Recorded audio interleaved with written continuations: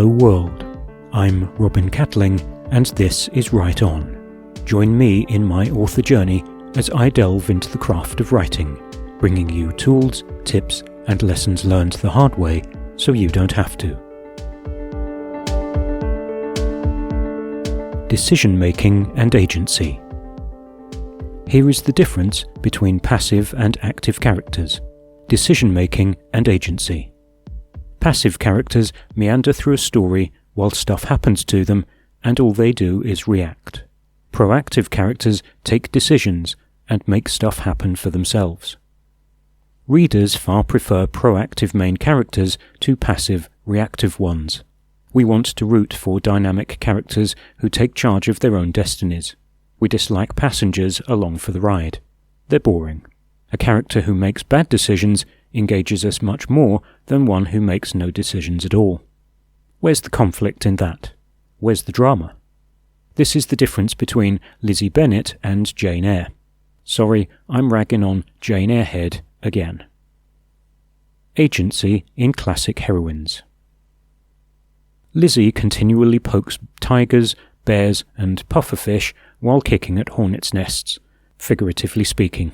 Our social rebel actively chooses to speak her mind, turns down marriage proposals and defy convention. Not because they are the right thing to do by her family, but they are the principled thing to do, consistent with her character. Poor orphan Jane Eyre bounces around the north of England while bad stuff happens to her. She only becomes the runaway bride after royal pain-in-the-ass egomaniac Rochester is outed as a bigamist by a third party. She's saved from marrying St. John by the arrival of the surprise inheritance from the West Indies. What does she do? Goes straight back to Rochester to look after the poor blind dear. It's hardly a feminist triumph. In fact, it's a lot of misery to wallow in before her abrupt rags to riches rise and the bad boy turned good daft romance. Lizzie makes her own decisions, for good or ill. Mostly ill, according to everyone around her, but that's her prerogative. Jane Eyre wallows in misery for want of anything better to do, like get the hell out of these toxic workplaces and relationships. Lizzie is proactive and has agency. Jane Eyre is reactive with little or none. The West Indies inheritance, dirty money by the way, is a deus ex machina.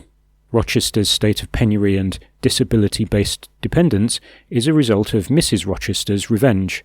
There's no reform of his character through Jane's actions. Agency as a wrong turn. No one says the main character's agency is all positive.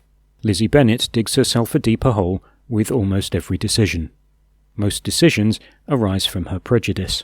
That's her character flaw to overcome.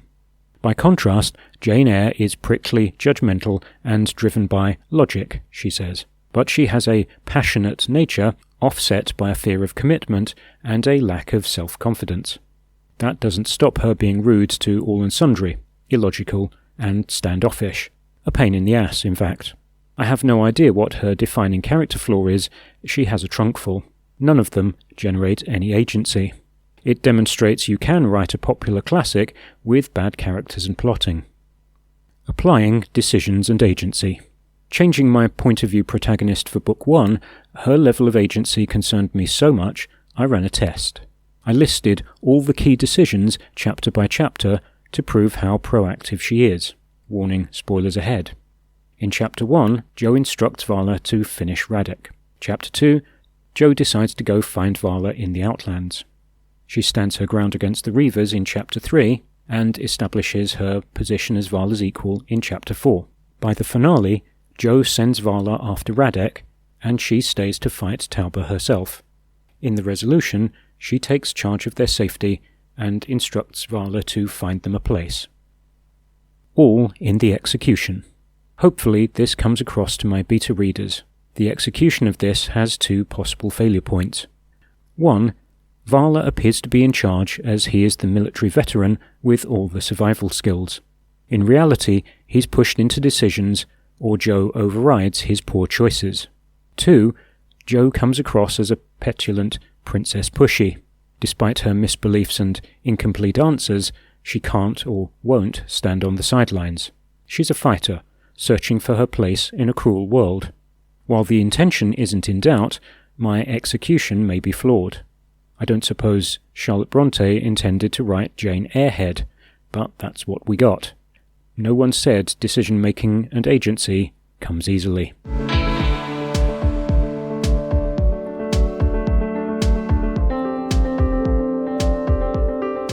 That's all for this time. Thanks for stopping by. You can like and subscribe to the channel, or go to robincatling.info to check out the blog.